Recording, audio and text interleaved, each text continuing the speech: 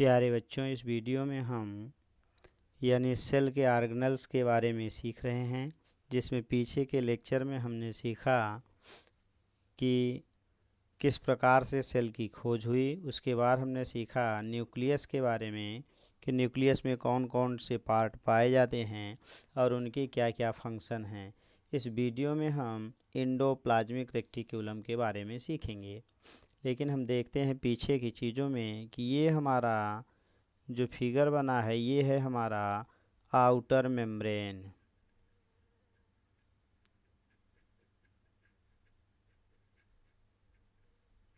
ये outer membrane है और ये न्यूक्लियस का आउटर मेम्ब्रेन है।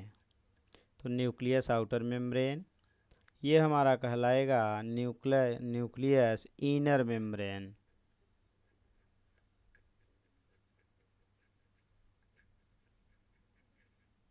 फिर हम आएंगे तो यहाँ पर जो ये गोली जैसी संरचना है ये है न्यूक्लियस राइबोसोम।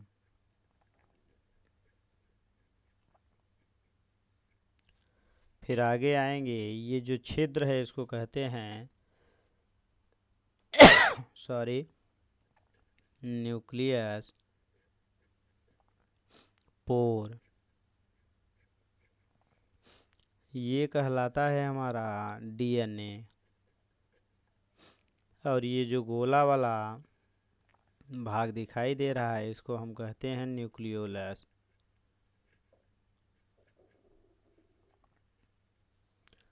और इसमें एक गाढ़ा द्रव पाया जाता है जिसको हम कहते हैं न्यूक्लियोप्लाज्म।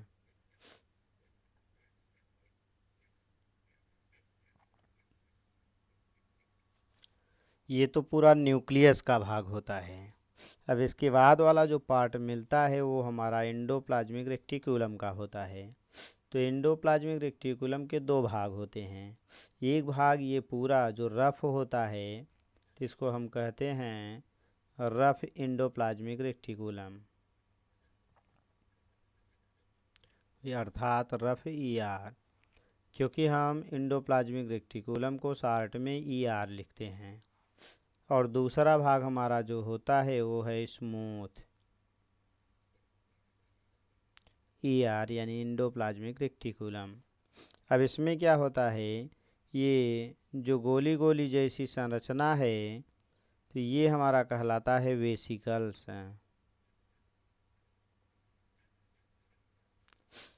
अब इसमें आ जाएंगे तो यहाँ पर जो ये बिंदु जैसी संरचना है ये है हमारा राइबोसोम। चूँकि एंडोप्लाज्मिक रेटिकुलम का राइबोसोम है तो इसको हम कहते हैं ईआर राइबोसोम।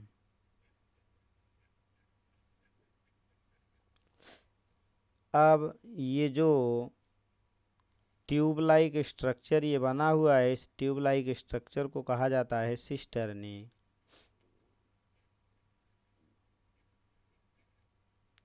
इसको सिस्टर्नी कहते हैं। अब यहाँ पर फैट यानी जो स्मूथ ईआर होता है ये फैट अथवा लिपिड का निर्माण करता है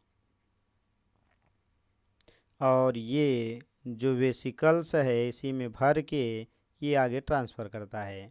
इसी तरह से ये हमारा प्रोटीन जो रफ ईआर है ये प्रोटीन का निर्माण करता है और इसी वेसिकल्स में भर के ये दोनों आगे भेजते हैं। तो ये तो रहा हमारा स्ट्रक्चर। आगे देखेंगे इनका फंक्शन और इनकी डिफिनीशन क्या है, लेकिन उसके पहले हम ये फिगर देखते हैं। तो इसमें हमारा है कि हमने बताया कि जो बाहर वाला भाग होता है इसको कहते हैं हम आउटर मेम्ब्रेन। चूँकि ये न्यूक्लियस का होता है तो न्यूक्लियर आउटर मेम्ब्रेन हो गया। ये दूसरा हमारा न्यूक्लियस का ही इनर मेम्ब्रेन होता है। ये न्यूक्लियस का ही तो न्यूक्लियर राइबोसोम होता है। अगला है ये हमारा न्यूक्लियोलस कहलाता है और इसी में आरएनए पाया जाता है। और पीछे के लेक्चर में हम पाए हैं कि यही आरएनए इसमें रहता है और यही राइबोसोम का निर्माण करता है। यही राइबोसोम यानी पोर से निकल कर के हमारे मेम्ब्रेन के ऊपर यानी चिपक जाता है, और कुछ राइबोसोम यहाँ से निकल करके ईआर की दीवारों पर आकर के चिपक जाते हैं। फिर आगे आते हैं तो ये जो गाढ़ा इसमें द्रव भरा रहता है इसको हम न्यूक्लियोप्लाज्म कहते हैं। ये जो धागे जैसी बंद संरचना है इसको डीएनए कहा जाता है, जिसके बारे में हम विस्तार से पीछे के लेक्चर में पढ़ चुके हैं। ये हमारा न्यूक्लियर पोर होता है, क्योंकि हमारा जो राइबोसोम होता है बड़ा कण होता है और यह झिल्ली से नहीं निकल सकता, इसलिए हमने पीछे के लेक्चर में पाया कि इसमें हम छिद्र किए तब जाके ये निकला। अगला है हमारा स्मूथ ईआर, ये है हमारा रफ ईआर, और यहाँ पर जो पाया जाएगा यानी गोली गोली जैसी संरचना इसको वेसिकल्स कहते हैं। और यहाँ पर जो एक काला वाला भाग है इसको कहा जाता है यानी ईआर राइबोसोम, ईआर राइबोसोम। आगे आएंगे तो यानी ये जो ट्यूब लाइक स्ट्रक्चर होता है इसी को कहा जाता है सिस्टर्नी। और हमने बताया कि यहाँ पर फैट का निर्माण होता है स्मूथ पार्ट से, और ये इसी वेसिकल्स में भर के आगे ट्रांसफ़र किया जाता है। और जो रफ ईआर होता है ये प्रोटीन का निर्माण करता है, और ये प्रोटीन इसी वेसिकल्स में ये भी भर के और आगे ट्रांसफ़र किया जाता है। अगले वीडियो में हम देखेंगे कि इसके आगे हमारा आता है एंडोप्लाज्मिक रेक्टिकुलम के बाद जो अंग आएगा उसी को ये दिया जाएगा। आगे हम देखेंगे तो ये हमारा मेन फिगर है, तो बीच में जो हमारा पार्ट होता है यही है न्यूक्लियोलस। फिर आगे आता है ये पूरा पार्ट हमारा न्यूक्लियस होता है, ये जो छिद्र है यही है हमारा न्यूक्लियर पोर, और ये एक रफ ईआर है क्योंकि इसके ऊपर ये हमारे गोल गोल यानी बिंदु जैसी संरचना दिखाई रही है, तो यही है हमारा राइबोसोम जो यहाँ बताया गया है। और दूसरा पार्ट जो स्मूथ था उस पर राइबोसोम नहीं था, ये था हमारा स्मूथ एंडोप्लाज्मिक रेक्टिकुलम। आगे आएंगे तो अब हम देखेंगे कि एंडोप्लाज्मिक रेक्टिकुलम की डिफिनीशन क्या है और उनका फंक्शन। तो चूँकि हमारा एंडोप्लाज्मिक रेक्टिकुलम अभी हमने पाया कि यह जो एंडोप्लाज्मिक रेक्टिकुलम है ये ट्यूब लाइक स्ट्रक्चर था, तो ये ट्यूब लाइक स्ट्रक्चर था और इसमें मेम्ब्रेन पाया जाता है। जिन जिन अंगों में मेम्ब्रेन पाया जाता है उसे हम मेम्ब्रेन बाउंड ऑर्गेनल कहते हैं। तो इस तरह से हमें क्या मिलेगा डेफिनीशन में, एक endoplasmic reticulum is a membrane bound organelle that makes a channel, यानी उसके अंदर जो हमने पाया इस तरह से संरचना थी, तो ये अंदर का जो रास्ता है इसी रास्ते को हम क्या कहते हैं, चैनल। तो कह रहे हैं that makes a channel, it has tube like structure, यानी इसमें ट्यूब लाइक स्ट्रक्चर होता है, सॉरी इसमें सी नहीं रहेगा, तो यह एक ट्यूब लाइक स्ट्रक्चर होता है दैट इज कॉल्ड सिस्टर्नी, यानी ये जो ट्यूब लाइक स्ट्रक्चर थे उसी को हमने सिस्टर्नी कहा था।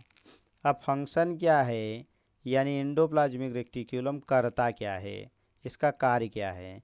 तो endoplasmic reticulum makes protein and lipids. तो आपने पाया जो रफ ईआर था उसने प्रोटीन बनाया, अर्थात आर ई आर प्रोटीन बनाता है, और जो स्मूथ ईआर यस ईआर होता है वह लिपिड का निर्माण करता है। अब टाइप्स ऑफ ईआर, यानी ईआर के दो भाग थे, तो एक आपने पाया रफ ईआर और इसका कार्य है मेक्स प्रोटीन। सेकेंड हमारा है smooth ER makes fat or lipids. ER के अंदर क्या क्या चीज़ें पाई जाती हैं उसके लिए आपने पाया ER makes a channel that transport of material in vesicles, यानी इसी चैनल के माध्यम से यह जो फैट और प्रोटीन होता है वह वेसिकल्स में भर के आगे ट्रांसफ़र करता है। सेकेंड है कि ER membrane is made up of with phospholipid, यानी इसकी जो झिल्ली होती है ये जो मेम्ब्रेन है ये मेम्ब्रेन हमारा जो होता है फास्फेट और लिपिड का बना होता है। तो इस तरह के और वीडियो को देखने के लिए चैनल को सब्सक्राइब करें, वीडियो को लाइक करें। Thanks for watching.